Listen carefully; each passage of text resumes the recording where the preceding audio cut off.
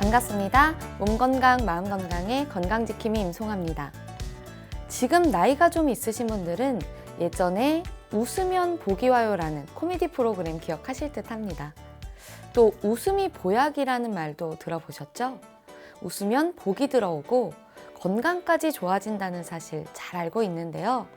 그런데 여기에 보너스까지 있습니다. 기억력까지 좋아진다는 연구 결과가 그것인데요. 웃음으로써 스트레스를 유발하는 호르몬의 수치는 낮아지고 신체의 기능을 향상시키는 좋은 호르몬이 공급되면서 기억력이 좋아진다고 합니다. 스마트폰 때문인지는 몰라도 요즘 기억이 가물가물해지는 경우도 있으시다면 크게 한번 웃으시면서 우리 몸 건강도 지키고 기억력도 챙겨보시면 좋겠네요. 몸 건강, 마음 건강 오늘 순서 시작합니다. 라디오로 생방송되는 오전 11시 유튜브에서 원음방송 또는 몸건강, 마음건강 라이브를 검색하시면 실시간으로 방송에 참여하실 수 있고요. 오른쪽 하단의 구독 버튼 누르시면 원음방송의 다양한 컨텐츠들도 만나실 수 있습니다. 오늘 몸건강, 마음건강 서울시 서초구 서초아이누리 한의원 황만기 박사님과 함께합니다. 건강상담 원하시는 분들은 전화주세요. 서울 02-8232-2000번 서울 전화 02-8232-2000번이고요. 문자 상담도 가능합니다. 샵 8970 우물정 누르시고 8970으로 보내주시면 됩니다. 짧은 문자 50원, 긴 문자와 사진 문자는 100원의 정보 이용료가 부과됩니다. 신청하실 땐 상담받으실 분의 키, 몸무게, 연세를 적어주시고요. 얼굴 사진이나 아픈 부위의 사진도 함께 보내주시면 더욱 자세하게 상담받으실 수 있습니다.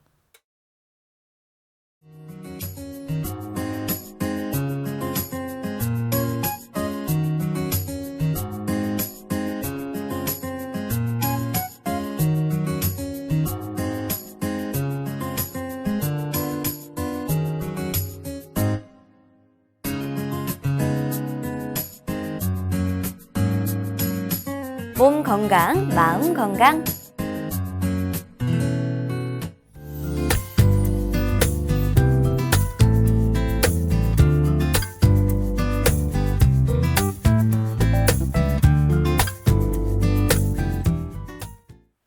오늘 미니 강의는 황만기 박사님과 편두통에 관한 내용으로 함께합니다. 박사님 안녕하세요. 예, 안녕하십니까. 박사님, 이 편두통이 뭐 성별을 따져보자면 여성분들이 좀 특히 많이 고생을 하시거든요. 맞습니다. 네, 편두통은 그러면 기본적인 두통이랑은 좀 다른 건가요? 두통의 여러 가지 양태 중에서 굉장히 흔하게 볼 수 있는 두통인데요. 원인론적으로 따져보자면 아직까지 분명한 원인은 밝혀져 있지 않지만 뇌는 이제 중추신경이죠. 그리고 네. 뇌에서 뻗어나오는 신경이 12가닥이 있습니다. 그거는 이제 말초신경에 해당이 되는데 그런 중추신경인 뇌와 말초신경인 뇌신경 그리고 뇌를 이렇게 싸고 있는 영양 공급해주고 있는 뇌혈관이 있어요. 네. 그래서 뇌나 뇌신경이나 뇌혈관의 기능 이상에서 발현되고 있는 두통의 하나의 양상이다. 요걸 편두통이라고 정의를 할 수가 있을 것 같은데요. 네. 사실은 편두통이라는 이름 자체가 처음에 명명이 됐을 때 잘못 명명이 된 거예요. 왜냐하면 네. 저 사람 되게 편벽돼 있다. 너무 한쪽 편만 든다. 그랬을 때 편자를 쓰는 거거든요. 네. 그러니까 한쪽 파트를 의미하는 편자를 쓰는 건데 그러니까 왠지 한쪽이 머리가 아픈 걸 편두통이라고 오해하시는 방식으로 잘못 명명이 된 거죠. 그게 잘못된 건가요? 맞습니다. 편두통은 사실은 전형적인 증상은 양쪽 머리가 다 아픈 게 오히려 전형적인 증상입니다. 오히려 이제 긴장형 두통이라고 하는 패턴이 있는데 요새 이제 수능 얼마 안 남았는데 네. 수능을 앞두고 있는 수험생들처럼 이렇게 긴장에 많이 휩싸이거나 불안에 많이 휩싸인 사람들이 많이 나타나는 긴장형 두통이 오히려 한쪽이 머리가 아픈 경우가 훨씬 더 많고 편두통은 실제로는 양쪽이 아프다. 이렇게 일단 생각을 하셔야 되고 또 잘못 명명된 두통 양상이 또 하나가 있어요. 뭐냐면 스트레스성 두통이라고 하는 게 있습니다. 사실은 이것도 굉장히 좀 오해하기 쉬운 방식으로 잘못 명명이 됐는데 스트레스라고 하는 거는 편두통의 일반적인 원인이기도 하지만 긴장형 두통이 또 일반적인 원인이기도 하거든요. 그러니까 사실은 스트레스성 두통이란 말 자체는 조금 좀 잘못된 용어이기도 하다. 편두통과 같이 이렇게 이해하시면 좋으실 것 같습니다. 네. 편두통 같은 경우에는 그럼 어떤 연령대에 좀 많이 발생을 하나요? 예, 우리 MC께서는 혹시 편두통을 포함해서 네. 두통을 내가 처음 인생에서 경험한 게 몇 대라고 그러니까 연령적으로 몇 대라고 기억을 하실까요? 저는 근데 예. 뭐 중이염을 알았었는데 그래서 예. 아팠던 그건 아주 어렸을 때고 예, 아주 어렸을 때. 그게 아니면은 뭐 고등학교 때, 뭐 맞습니다. 대학교 때, 네. 예. 전형적으로 편두통이 처음으로 발현되는 연령대는 10대에서 20대입니다. 그런데 그때는 이제 일부 소수만 그렇게 좀 발현이 시작되는 상황이고 네. 가장 보편적으로 가장 광범위하게 편두통이 나타나는 연령대는 40에서 50대입니다. 그러니까 아무래도 그때 이제 아까 제가 이제 스트레스가 네. 편두통의 원인이기도 하다라고 말씀을 드렸는데 뭐 육아 문제라든지 직장 문제라든지 뭐 여러 가지 스트레스에 휩싸이는 사회적 문제도 있을 수 있고 네. 뭐 여러 가지 가정 문제도 있을 수 있어서 그런지 몰라도 어쨌든 40, 50대가 제일 편두통에 많이 시달리고 있는 연령대다. 이렇게 일단 기억하시면 좋으실 것 같고 네. 뭐 역학적인 얘기가 나왔으니까 조금 더 부연해서 설명을 드려보자면 아까 이제 MC께서 여자분들이 좀 더 많이 나타나는 것 같다고 말씀을 주셨는데 네. 정확하게 맞습니다. 여자분들이 남자분들에 비해서 정확히 3배. 그러니까 여자분들은 전체 여성분들의 한 9%에서 10%, 남성분들은 한 3% 정도만 나타나니까 한 3배 이상이 여성분들이 많이 나타나고 있다. 이렇게 일단 기억하시면 좋으실 것 같고 전 연령대를 다 해가지고 전 인구학적인 분포를 보면은 네. 한 6.5% 정도가 편두통을 일생에 한 번 이상 경험한다고 알려져 있습니다. 네. 그리고 편두통이 사실은 그냥 뭐 두통 조금 그러니까 경험하지 못하신 분들은 어떻게 생각하시냐면 그럼 뭐 나도 가끔씩 뭐 머리 아플 때 있어 이 정도라고만 가볍게 생각하시는 가볍게 네. 오해하시는 경우 너무 많으신데 그렇지 않습니다. 편두통을 앓으시는 분의 거의 70에서 80% 정도는 네. 일상생활 수행이 거의 불가능할 정도로 그 편두통 발작이 드러났을 때는 그런가요? 그러니까 거의 하루를 꼬박 쉬어야 되는, 이틀을 꼬박 쉬어야 되는, 그래야 조금 다시 업무 복귀가 가능한 그런 상황이기 때문에 굉장히 치료도 중요하지만 예방도 굉장히 중요하다. 이렇게 말씀을 드릴 수가 있을 것 같습니다. 편두통 하면 가장 유명한 게 이제 양귀비잖아요.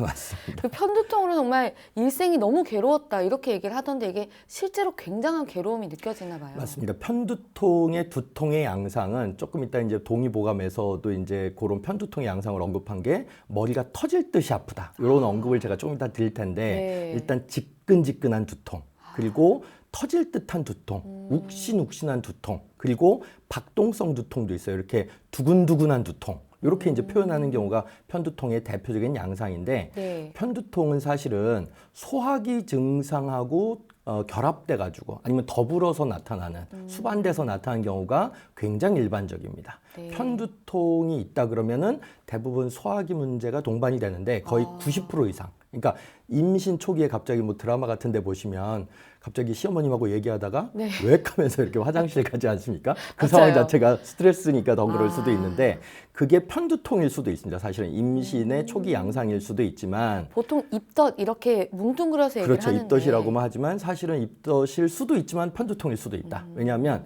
메슥메슥거리기도 하고 네. 실제로 울렁울렁거리기도 하고 배가 싸르르 아프기도 하고 뭔가 속에 가스가 찬 듯한 느낌도 받고 그래서 그런 이제 소화기 증상이 일반적으로 90% 이상 나타난다. 그리고 네. 실제로 50% 이상은 실제로 토합니다.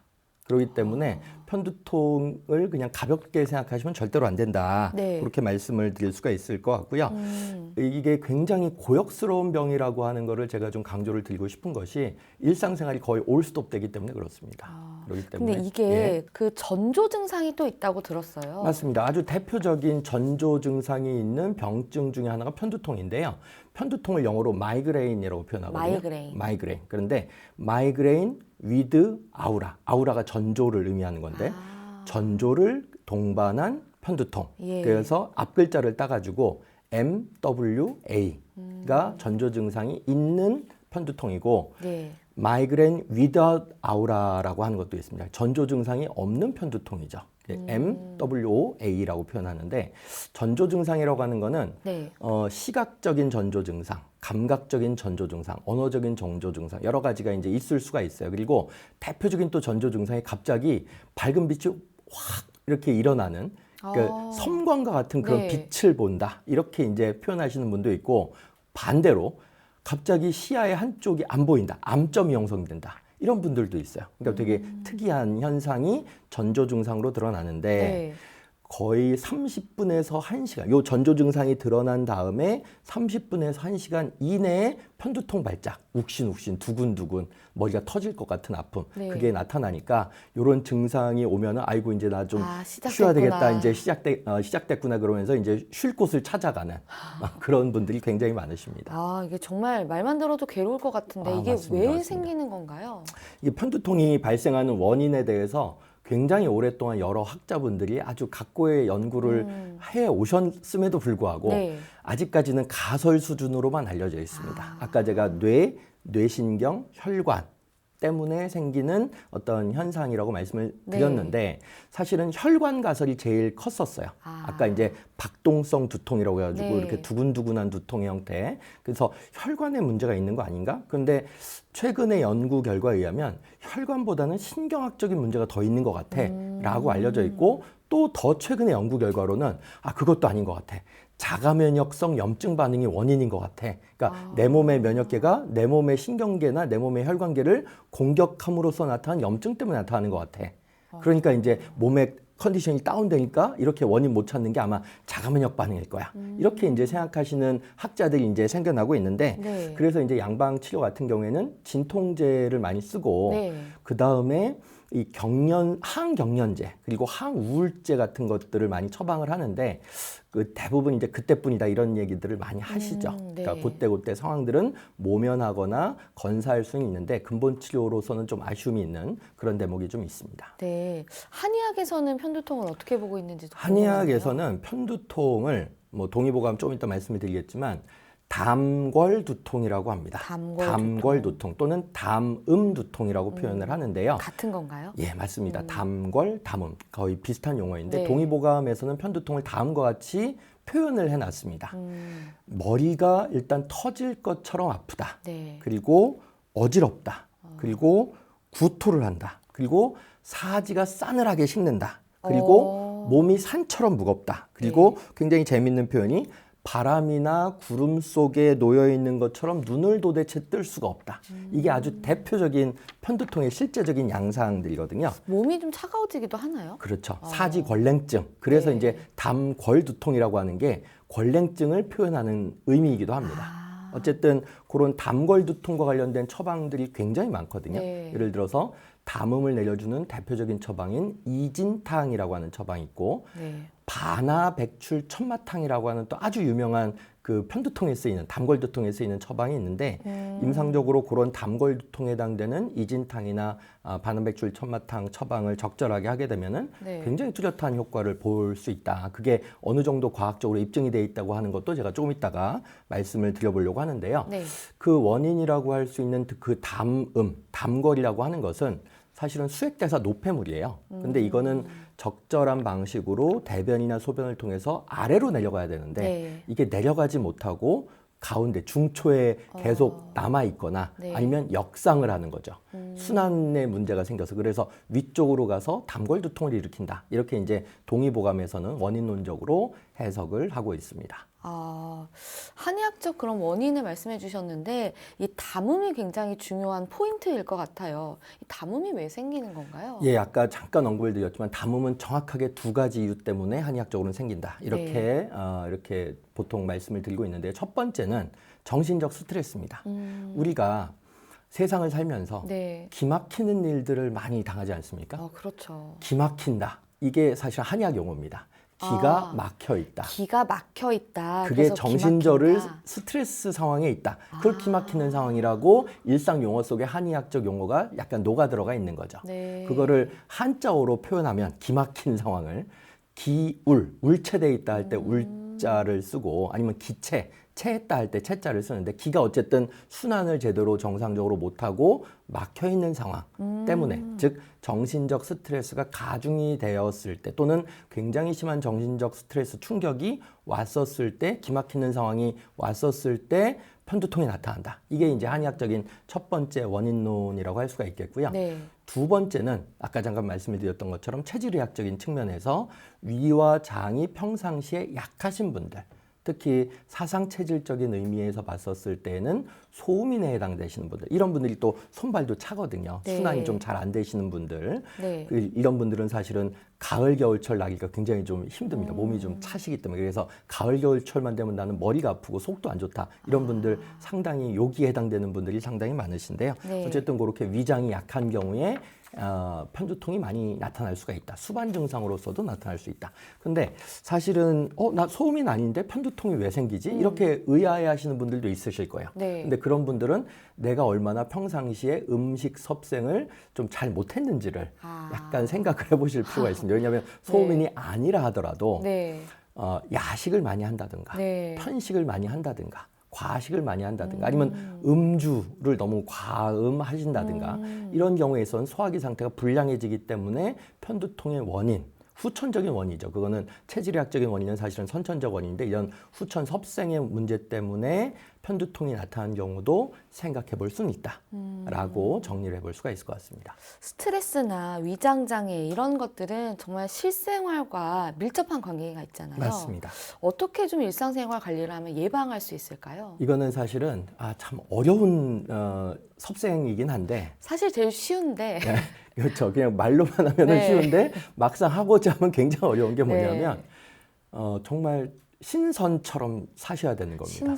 신선처럼. 네. 그러니까 스트레스도 안 받고 아, 가정생활이나 사회생활로부터도 네 그렇죠. 내 탓이오를 너무 하면 또 화병이 생기니까 네 탓도 좀 반 정도 되고 다 원래 그런 거다. 그렇죠. 원래 이 또한 지나가리 아. 하면서 몸과 마음을 좀 편안하게 만들어주고 네. 그다음에 규칙적인 생활을 하고 그다음에 따뜻한 뭐 반신욕이나 온찜질 같은 것도 많이 하고 적절하게 운동도 많이 하고 스트레스 받은 거 있으면 그때그때 빨리빨리 풀고 그렇죠. 음식도 불량식품들 드시지 마시고 네. 술, 담배 완전히 끊고 그렇죠. 사실은 말하기는 쉬운데 네. 저부터도 사실은 이렇게 뭐 실천하기가 굉장히 그 말씀 어려워서 주신 것 중에 지키는 게 하나도 없는 것 같아요. 그렇죠. 저도 지금. 지키는 게 없는 것 같은데 어쨌든 네. 이렇게 하시면 훨씬 좋아지는데 사실은 이런 것들이 뭐 다는 힘들더라도 네. 한두 개라도 아니면 두세 개라도 실천을 하셔야 네. 훨씬 더 편두통 발작으로부터 훨씬 자유로워질 가능성이 높아집니다. 사실 아까 말씀드렸던 것처럼 진통제만 너무 의존하게 되는 양상이 반복되는 것이 이런 생활섭생법은 도외시한 채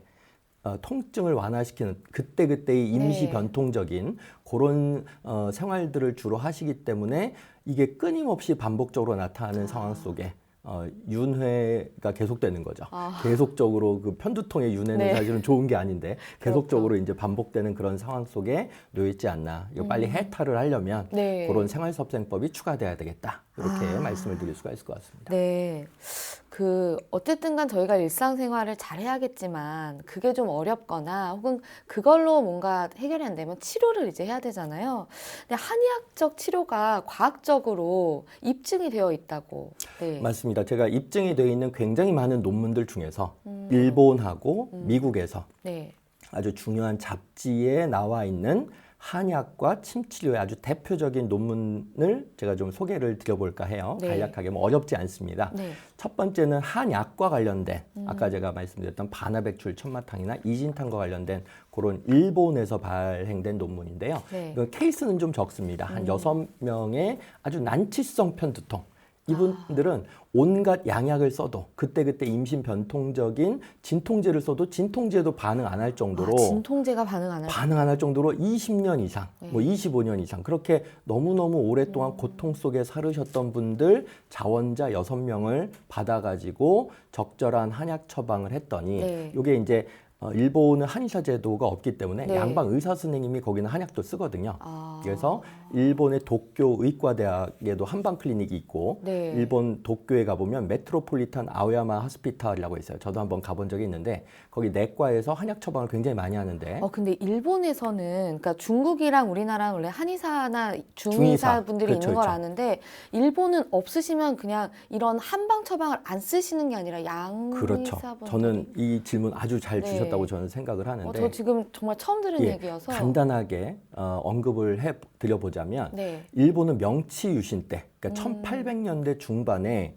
그 전통 한의사 제도를 완전히 없애버렸어요. 그래서 서양식 급진 보건의료의 도입이 이루어졌습니다. 네. 그래서 지금까지 150년 동안 한의사가 배출이 안 됐어요. 그러면 한의사가 배출이 안 됐으면 네. 뭐 한약도 뭐 처방이 못 되겠네, 안 그렇죠. 됐구나, 네. 안 돼 없겠구나 이렇게 오해들을 하시는데 그렇지 네. 않습니다.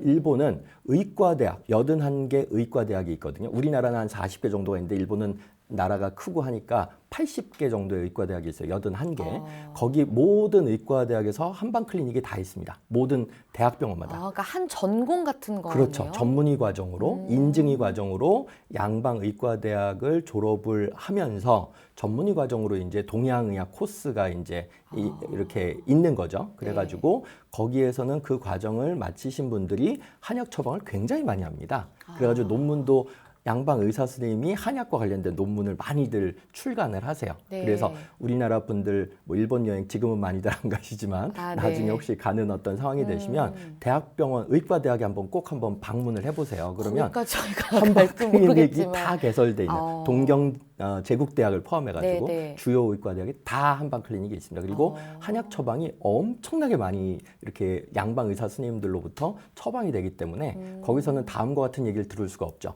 양방 의사 스님들 우리나라에서는 네. 한약 먹지 말라는 얘기를 잘 모르시면서 이렇게 하신 경우가 너무 많으신데 네, 네. 일본에서는 그런 얘기가 전혀 없습니다. 그거는 환자의 스테이지에 따라서 네. 예를 들어서 초급성기다, 응급상황이다 그러면 양약 처방으로 일단 시술을 하고 약간 관해기에 들어갔다 그러면 양약과 한약을 병용 투약을 합니다. 네. 30분 띄어서 먹으라고 그러고 그 다음에 양약에 부작용이 생기고 내성이 생기는 것 같다 그러면 한약만 처방합니다.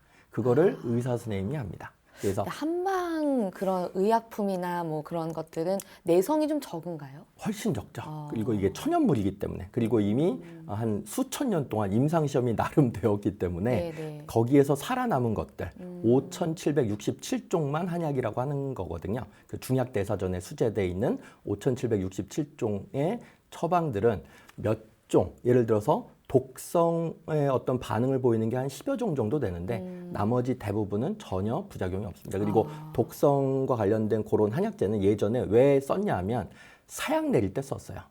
그러니까 임금한테 네. 반란 일으킨 네, 신하한테 네. 사약을 대령하지 않습니까? 그때 양약이 없었던 시대였기 때문에 그런 독성 식물들을 가지고 사약을 내렸었죠. 어쨌든 그런 네. 아주 일부의 약을 제외하고는 특히 이제 어이들 같은데 옛날에 허준이나 네. 대장금 드라마 보시면은 어이들이 몇 명 모여가지고 네, 네. 오늘은 상감한테 세자한테 무슨 처방을 올릴까 그걸 매일 회의를 하거든요. 네, 네. 그러니까 그런 것들은 일반 서민이나 신하들조차도 없어서 못 먹는 다다익선, 연년익수적인 그런 독성이 전혀 없는 그런 한약재인데 대부분 현재 유통되고 있는 한약재는 두 번째 후자에 해당되는 옛날에 상감이나 세자들만 처방을 주로 받았던 그런 한약재니까 네. 안심하고 드셔도 상관없을 것 네. 같습니다. 얘기가 어떻게 보면 좀 다른 데로 갔는데 예. 그 논문에 대한 얘기를 논문. 마무리를 그렇죠. 논문에 대한 얘기 잠깐 일본과 관련된 논문에 대해서 말씀을 드려보자면 그 난치성 환자들 모두 거의 100%에 가깝게 굉장히 극적인 호전 반응을 보였다. 왜 한약을 옛날에 처방을 안 받았을까라고 이제 후회하는 그런 환자들도 있었다고 들었는데 네. 어쨌든 그런 논문이 첫 번째 일본과 관련된 한약 논문이고 사실은 두 번째 얘기를 저는 꼭 드리고 싶었어요. 네. 두 번째는 미국에서 발행된 논문인데요. 미국 의사협회 기관지거든요. 그러니까 네. Journal of the American Medical Association. 그러니까 여기는 임팩트 팩터가 40이 넘습니다. 보통 임팩트 팩터가 3만 넘어도 SCI급 잡지라고 네. 굉장히 이렇게 신문 보도도 되고 하는데 굉장히 유력한 저널인데 여기에 침과 관련된 그 과학적인 입증 논문이 네. 실렸어요. 이 심지어 CNN에서 작년도 2018년도 2월 달에 보도도 되었는데요. 이거는 케이스가 좀 많습니다. 네. 249명의 환자들, 굉장히 1년 이상 아주 난치성 편두통을 앓았던 환자들을 대상으로 해서 진짜 침 치료, 그러니까 트루 아큐펑처라고 네. 하고 그다음에 가짜 침 치료, 샴 아큐펑처라고 하나는 그냥 웨이팅, 그러니까 침 치료를 시행하지 않은 네. 환자들을 한 80명씩 이렇게 끊어가지고 어떤 반응을 보일까를 검증한 논문이 자마라고 하는 거에 실렸는데 재밌는데요? 굉장히 재밌죠. 굉장히 저는 이제 사실은 그래프 이렇게 현격한 어떤 편두통의 발작 빈도의 감소 확인한 그래프를 좀 보여드리고 싶은데 말씀으로만 드려보자면 네. 평균 한 달에 4.8회의 편두통 발작을 호소하는 환자들이 네. 3회로 발작 빈도가 줄었어요. 즉 통계적으로 40% 유의미하게 발작 빈도가 줄어든 게 입증이 됐습니다. 네. 그러니까 매일매일, 그러니까 거의 일주일에 5회씩 딱 2개의 경혈, 풍지라고 하는 경혈이 있거든요. 네. 머리 뒤쪽에, 그리고 귀 위쪽에 솔곡이라고 하는 경혈이 있습니다. 보통 편두통에 많이 쓰이는 경혈들인데 여기에 딱 4개, 양측이니까 4개이죠. 2개의 경혈, 즉 4개의 위치에 네. 이렇게 자침을 하고 30분 정도 유침을 했어요. 그 다음에 일주일에 5회 정도 침 치료를 꾸준하게 시행을 했고 한 달 동안 반복했습니다. 즉 20회 침 치료를 한 거죠. 예. 그런 다음에 20주 동안 그러니까 편두통의 발작 빈도가 얼마나 줄어들었는지 이거를 가짜 침 치료하고 네. 이렇게 웨이팅하는, 그러니까 침 치료를 시행하지 않은 군과 침 치료를 진짜로 시행한 군을 비교 분석한 거죠. 네네. 그런데 아까 말씀드렸던 것처럼 40% 정도가 실제적으로 통계적으로 유의미하게 발작 빈도가 감소되어서 이것이 굉장히 이렇게 뜨거운 핫 이슈 논문이 돼가지고 그 자마에도 실렸다. 이 그러니까 말씀을 꼭 드리고 싶었습니다. 40%가 줄어든 건 진짜 침 치료군인 거죠? 진짜 침 치료군입니다. 그럼 가짜 침 치료랑 그냥 웨이팅군에도 차이가 있나요? 웨이팅군은 거의 변화가 없었고요. 네. 굉장히 신기한 게 가짜 침 치료. 실제로 네네. 침은 자극하지 않았지만 침 놓는다 하고 환자들을 사실은 이렇게 베일에 가리게 네. 만든 거죠. 그랬었을 때도 제가 봤을 땐 이건 플라시보 효과 같은데 침을 맞는다고 생각하니까 효과가 있었나요? 효과가 약간 있었습니다.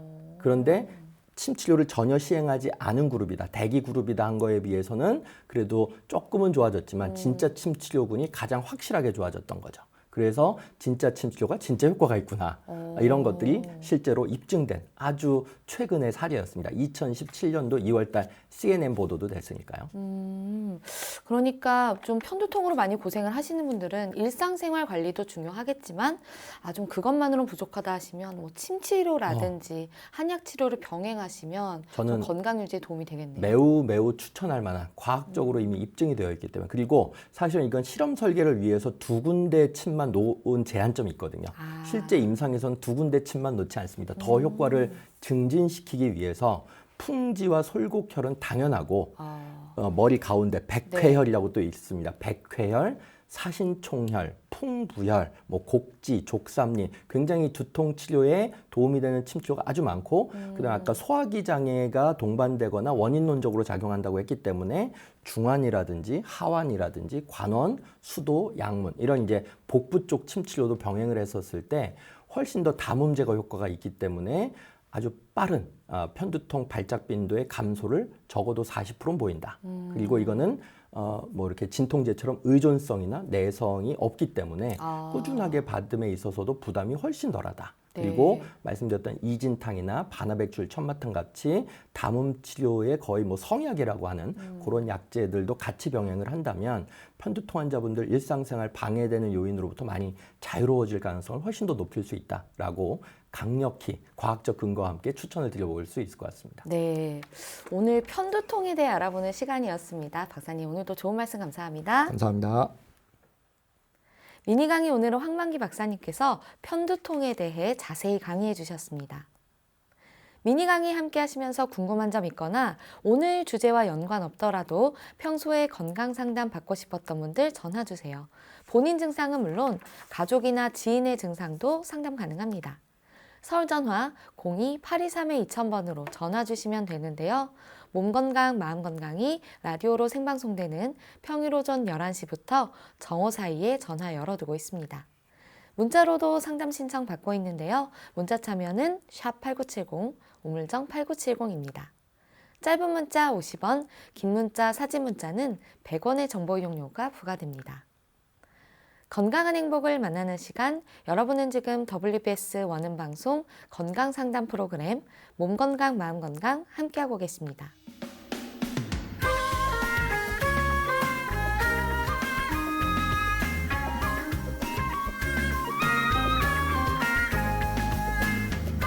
날이면 날마다 찾아오는 시간이 아닙니다.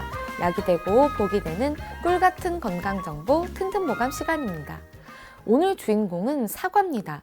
사과는 건강에 어떤 도움을 주는지 박사님께 여쭤볼게요.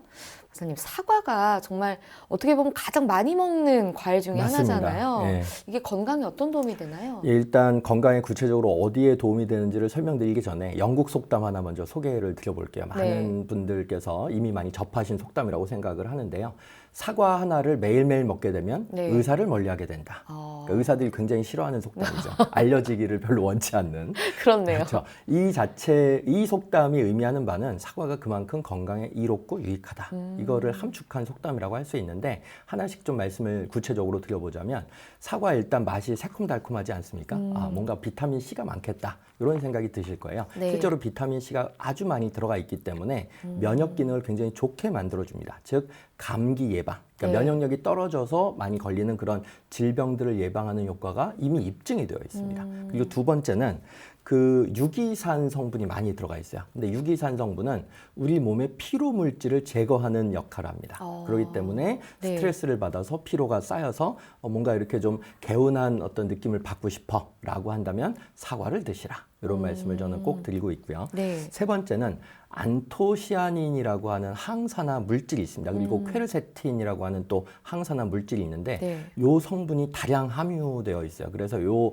항산화 성분들은 혈관을 좋게 합니다. 그래서 동맥경화증이 있으신 분들, 고혈압 환자분들, 그리고 중풍이 좀 이렇게 걱정되시는 분들, 네. 아니면 실제로 중풍을 앓으셨던 분들, 그리고 그 뇌 고지혈증을 가지신 분들, 그래서 요런 이제 항산화 성분들이 요런 혈관을 정화하는, 혈관 청소하는 기능이 있다. 그러니까 그런 병증들을 예방하기 위해서라도, 혈관을 좀 탄력적으로 만들기 위해서라도, 혈관을 깨끗하게 만들기 위해서라도 사과를 좀 많이 드시라. 그런 말씀을 드리고 싶고, 네. 또 마지막으로 그 사과에는 펙틴이라고, 저는 요 말씀도 많이 드리는데 펙틴이라고 하는 식이섬유가 많이 들어 있습니다. 그래서 변비를 앓고 계신 분들, 그러니까 여성분들한테 사실은 네. 변비의 문제가 많이 있는데 사과를 드시게 되면 이런 펙틴이라는 식이섬유 때문에 장의 운동성을 좋게 해줍니다. 그리고 네. 변을 좀 부드럽게 만들어주고 장내 유해균의 증식을 억제합니다. 그러니까 이런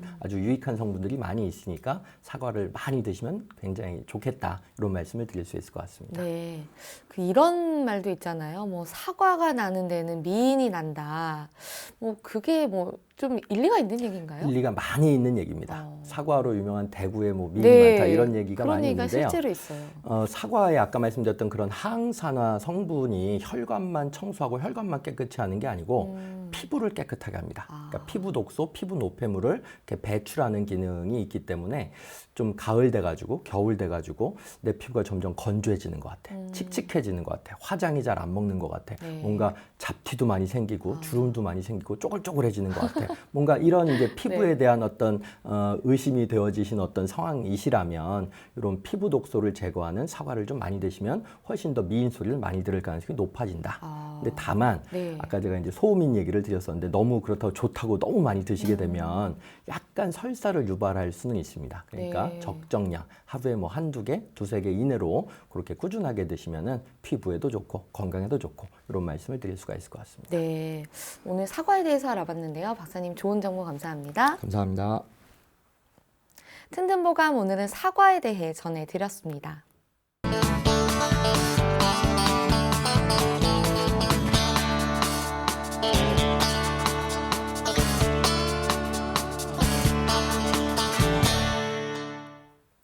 자, 그럼 오늘의 건강상담 시작해 볼 텐데요. 건강상담은 체질이나 상황에 따라 개인차가 있을 수 있다는 점 미리 말씀드립니다. 상담 전화 서울 02-823-2000번입니다. 몸건강, 마음건강은 TV와 라디오를 통해 방송됩니다. 원음방송TV는 스칼라이프 채널 187번, KT올레TV 239번, SKBTV 309번, LGU 플러스 278번, 딜라이브 239번, CJ헬로 238번, 현대 HCN 549번, 제주 KCTV 375번, 금강방송 796번입니다. 라디오는 서울 경기 FM 89.7, 부산 경남 104.9, 대구 경북 98.3, 광주 전남 107.9, 전북 충남 지역은 97.9MHz로 청취하실 수 있고요. 원음방송은 스마트폰으로도 만나실 수 있는데요. 플레이스토어나 앱스토어에서 원음방송 검색하시면 무료로 다운받으실 수 있습니다. 오늘은 황만기 박사님께서 친절한 상담 해드립니다. 자, 그럼 첫 번째 전화 받아보겠습니다. 여보세요? 네, 안녕하세요. 네, 반갑습니다. 네. 네, 본인 상담이신가요? 네. 저랑 아기랑 같이 비염이 좀 심해가지고요. 네. 네, 그러면, 네, 네. 아기는 지금 나이가 어떻게 되나요? 아기는 7세. 키 몸무게는, 키는 110 한 이 정도에 몸무게가 17kg. 네. 지금 제 옆에 황만기 박사님 계십니다. 편하게 상담 받아보세요. 네. 예, 어머님 안녕하세요. 네, 안녕하세요. 예, 어떤 문제로 연락을 주셨을까요? 네. 아기가 저를 닮아서 그런지 이렇게 비염이 심해가지고 예. 지금 한절기가 심해지고 겨울이 심해지면서 그렇죠.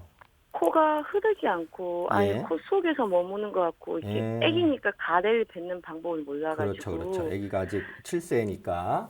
네, 그거를 목 속에서 삼킨다든지 잘 때 그것 때문에 입을 벌리고 좀 자는 경우가 요즘에 부쩍 늘어가지고 예. 혹시라도 이렇게 치료는 간혹 이제 동네 병원을 다니긴 하는데 예. 일시적인 것 같기도 하고 예. 계속 똑같은 약을 먹일 수가 없어가지고 어떻게 하는 게 좀 더 아기한테 길게 좋을지 해서 예. 전화 잘 주셨습니다. 아기가 혹시 언제서부터 요 비염 증상이 시작됐다라고 기억이 되실까요? 그래도 한 5살 때까지는 괜찮았던 것 같은데 예. 한 6살 정도 조금 크고 나서 예. 네, 한절기 때 좀 그렇죠. 심해진. 네. 여름에는 그나마 좀 완화가 되나요? 네, 여름에는 좀 덜한 것 괜찮아졌다가 같고. 봄이랑 특히 가을에 봄, 겨울에 가을로 아마 네. 심했을 거예요. 우리나라의 계절적 네. 상황에서는 3월, 4월, 5월 그리고 9월, 10월, 11월 달이 제일 심할 때거든요.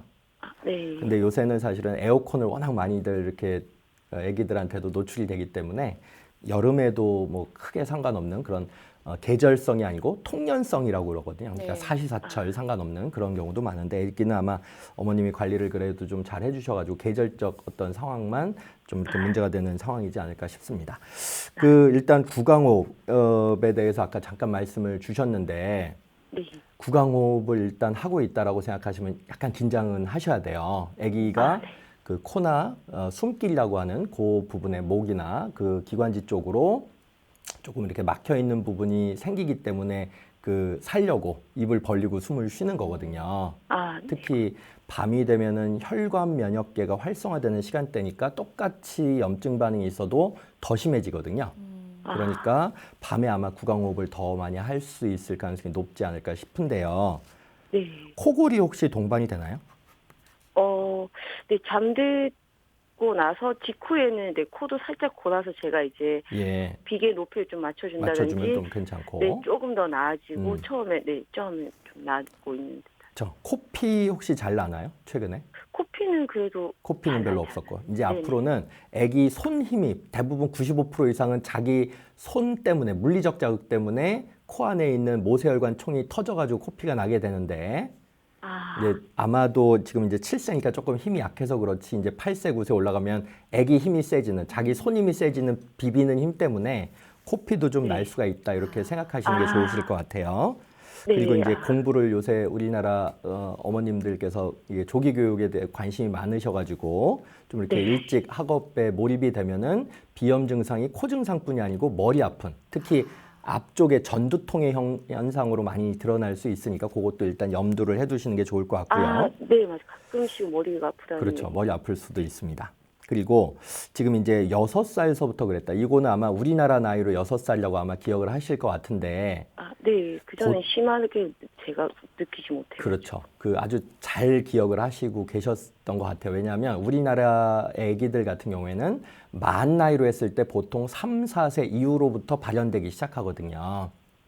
그러니까 아마 우리 나이로 따졌을 때 5, 6세 정도서부터 시작된다는 얘기를 하는 경우가 굉장히 많으셨을 거다 이렇게 생각이 되어지고요. 혹시 한의원에 가서 침 치료나 아니면은 한약 치료는 아기 받게 하신 적은 있으셨는지 모르겠어요. 아니요, 한의원은 남편이 약간 어릴 때는 잘못 가면 안 될 것 같다고 해서 네, 지금은 안 하고 있고 그러시군요. 한약도 어리기 때문에 조금 네. 피하는 게 좋을 것 같다고 남편이 좀 아이고, 겁을 내서. 전혀 잘못된 정보이세요. 아, 그 포털에다가 한약의 안전성에 대해서 어린이 한약의 안전성 이렇게 입력을 하시면은 얼마나 잘 관리가 되고 있는지를 아마도 과학적인 근거와 함께 파악을 하실 수가 있을 거예요. 그래서 요즘은 돌보약 그래서 돌서부터도 굉장히 많이 한약 처방을 받거든요. 그러니까 네. 아기는 이미 한약을 처음 받더라도 상당히 늦은 나이가 되는 상황이다, 이미. 일단 그렇게 생각을 하실 필요가 있을 것 같아요. 네. 그리고 그 체질 개선과 관련되어서 아기가 지금 키하고 체중을 말씀을 주셨긴 했는데 아기가 네. 좀 이렇게 약간 아기가 남자 아기인가요, 여자 아기인가요? 맞아.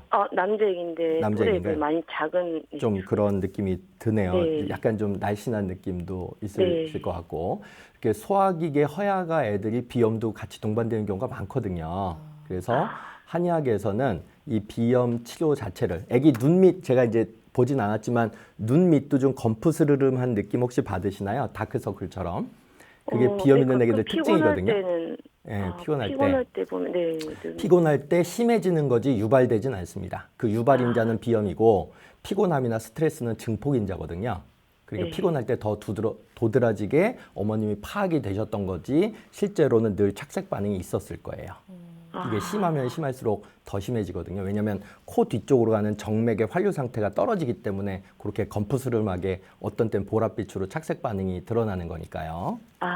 어쨌든 사실은 어머님도 비염에 대해서 말씀을 주셨는데 그 네. 냉정하게 말씀드리면 어머님은 그냥 증상 치료밖에 못 합니다. 그러니까 심할 때만 그때. 그러니까 어머님은 치료를 해도 가성비가 많이 떨어지실 거예요. 그러니까 네. 정말 그때뿐이고 이게 제대로 된 체질 개선이 이미 만 18세 이상이 되어지시면 우리 나이로 20살 넘어가면 운 나쁜 20% 25%에 속하신 겁니다. 왜냐하면 양약이든 한약이든 하나도 안 쓰더라도 만 18세까지는 75%에서 80%가 자연관해 되거든요.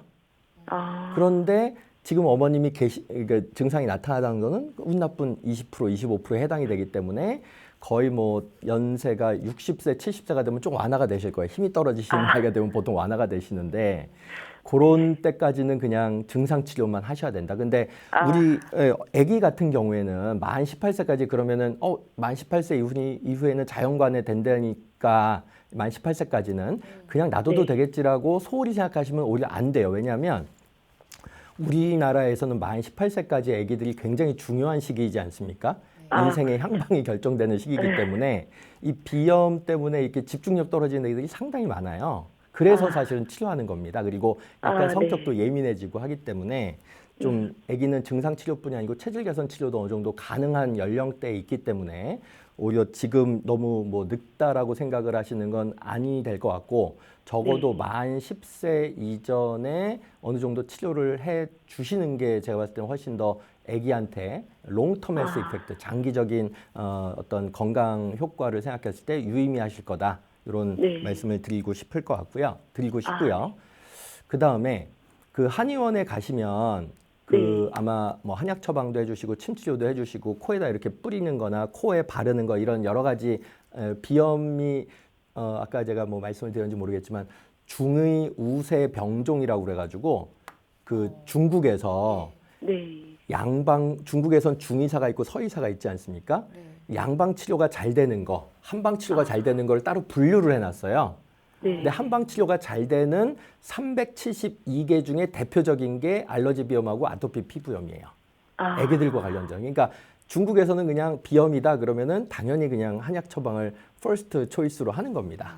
근데 우리나라는 그런 사실이 잘 알려져 있지 않기 때문에 어머님처럼 이렇게 오해하시는 거죠. 애기 한약을 너무 일찍 먹으면 안 된다는 이건 말도 안 되는 근거 없는 얘기에 지금 현혹이 되신 상황이라고 저는 생각이 되시는데 가까운 한의원 꼭 근간에 방문을 하셔서 아까 제가 말씀드렸던 것처럼 9월, 10월, 11월 달이 제일 심할 때지 않습니까? 그러니까 11월도 아마 좀 증상이 계속 있을 가능성이 높은데 꼭 방문하셔가지고 적극적인 비염 체질 개선 치료. 그러니까 이거는 면역을 이게 아기가 좀 날씬하고 좀 왜소한 어떤 체형 상태면은 아마 성장과 관련된 처방도 같이 해주실 가능성이 높아요.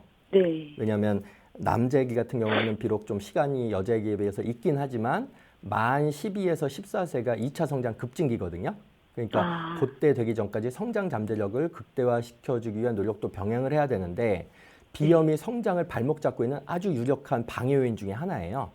그래서 저는 비염 치료 자체는 비염 치료만의 의미가 아니고 성장 증진 치료이기도 하다라는 관점에서 접근하셔야 된다라고 생각이 되어지고요. 댁에서는 네. 아기가 좋아할지 모르겠지만 보통 이런 애들이 입맛이 짧거든요. 네, 맞아요. 코가 안 좋으면 보통 미각세포는 후각세포로부터 자극이 되기 때문에 코가 좀 이렇게 막힘이 있거나 비염이 있거나 이런 애기들은 향취의 감각적인 자극을 잘 못 느끼기 때문에 산의 진미 진수성찬을 해주더라도 거의 안 먹는 애들이 너무 많아요. 식욕부진 있는 애기들이. 네, 저희 애도 입이 좀 짧은 편이에요. 맞아요. 그러니까 이제 당연히 체중 저하도 있고 성장 부진. 뭔가 이렇게 키가 크기 위해서는 에너지 뭔가 원이 있어야 돼. 저장된 에너지가 있어야 되는데 에너지 공급 자체가 별로 없으니까 제가 봤을 때는 네. 성장을도 저성장 상태에 놓일 가능성이 높기 때문에 코를 치료를 먼저 퍼스트로 하고, 그러니까 아마 선생님이 그렇게 만약에 저 같으면 그렇게 할 것 같아요. 비염 때문에 이제 당장 고생이니까 전체 한약 처방 100 중에서 70%는 비염약을 쓰고 한 30%는 소화기나 성장약을 아마 쓸 것 같은데 어쨌든 그건 이제 담당 스님이 알아서 해주실 것이고 네. 그런 비염 치료를 꾸준하게 받다 보면은 일단 코 점막 상태가 좀 안정적으로 반응을 할 거예요. 네. 그리고 이 알러지라고 하는 거는 개념적으로 면역이 약한 부분도 물론 병행이 될 수 있지만 면역 기능이 불완전하기 때문에 점막에 염증 반응이 나타나는 게 알러지거든요. 그러니까 면역의 불안정성을 안정화시키는 처방을 해야 되는 거예요. 네. 근데 그런 쪽 처방들은 인삼이나 홍삼이나 녹용 같은 처방이 아니고 열을 식히는, 그러니까 아마 이런 비염 있는 애기들이 열이 많거든요. 얼굴에 땀도 많고 이렇게 네. 성격도 우욱하고 굉장히 예민하고 이런 성격이 많아요. 네. 그러니까 그런 것들 스트레스에 취약한 거죠. 그런 것들도 이렇게 좀 약간 잠재우는 그런 이제 예민함도 그런 염증 반응을 잠재우는 방향으로 설계된 처방을 받으면 코 자체가 먼저 좋아질 것이고 그다음에 밥도 잘 먹을 것이고 키기도 많이 좋아질 가능성이 높다. 그런데 한 번에 확확 좋아지지 않아요. 이 알러지 비염 치료는 굉장히 좀 지긋지긋하고 이거 치료가 되고 있는 건가 싶을 정도로 참 이렇게 지지부진해요. 근데 원래 병의 속성이 그렇습니다. 그러니까 1년 열심히 관리하면 지금 현재보다 한 50% 좋아진다. 그래도 많이 좋아지는 거예요. 네. 그리고 2년 하면 또 거기에 다시 50% 좋아진다. 이렇게 좀 롱텀하게 생각을 하시고 꾸준하게 체질 개선 치료, 증상 치료를 같이 병행을 하신다면 어머님은 몰라도 아기는 상당히 많이 개선이 이루어지지 않을까 이렇게 생각이 되고 마지막으로 아기 소변 색깔 투명해질 때까지 물 많이 먹이시는 거 이게 알러지 비염의 가장 대표적으로 중요한 섭생법이다. 이 말씀 드릴 수 있을 것 같습니다. 네, 알겠습니다. 네. 어머니 같은 경우에는 좀 관리할 수 있는 방법이 뭐가 있을까요? 어머님께서는 코를 좀 훌쩍거리시는 것 그렇죠. 같은데. 콧물의 위주인지 재채기가 위주인지 기침이 위주인지 코막힘이 위주인지에 따라서 조금씩 권해드리는 한방차가 좀 다를 수가 있는데 일반적으로는 좀 열이 많은 체질이다 그러면은 갈근 차, 그러니까 칡차죠. 그리고 몸이 좀 차신 분이다. 그러면은 그 계피차 이게 상당히 도움이 됩니다. 계피차. 계피차. 어머님이 만약에 몸이 좀 차시다면 물처럼 복용하시는 그렇죠. 건가요? 물처럼 꾸준하게 복용하면 계피가 그 코 점막의 염증 반응을 많이 완화시켜주는 따뜻한 약재이고 갈근, 칡은 코 점막의 염증 반응을 완화시키는 좀 서늘한 약재예요. 그러니까 그렇게 애기에게는 추천해줄 차 같은 건 딱히 없나요? 아기 같은 경우에는 아까 제가 물 많이 먹이시라고 했지 않습니까? 네. 그럼 그러니까 보음 작용을 하는 대표적인 한약재가 둥글레차입니다. 황정차. 그러니까 그게 이제 코를 좀 촉촉하게 만들어주고 아마 우리 아기 같은 경우에는 피부는 어떨지 모르겠지만 피부도 거칠거칠한 데가 많을 거예요. 네. 보통 비염 있는 애기들이 건조하니까. 네. 그래서 황정차를 좀 많이 드시면 좋으실 것 같습니다. 먹이시면. 네, 오늘 전화 주셔서 감사합니다. 네, 감사합니다.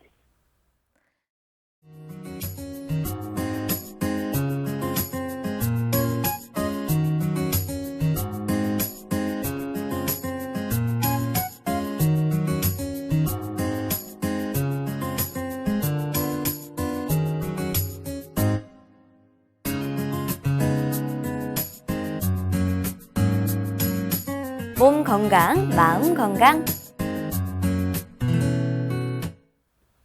몸 건강, 마음 건강 오늘은 황만기 박사님과 함께했습니다. 박사님 오늘도 좋은 말씀 감사합니다. 감사합니다. 다음 시간엔 한의사 박경숙 원장님과 함께 할게요. 오늘도 건강한 하루 보내세요.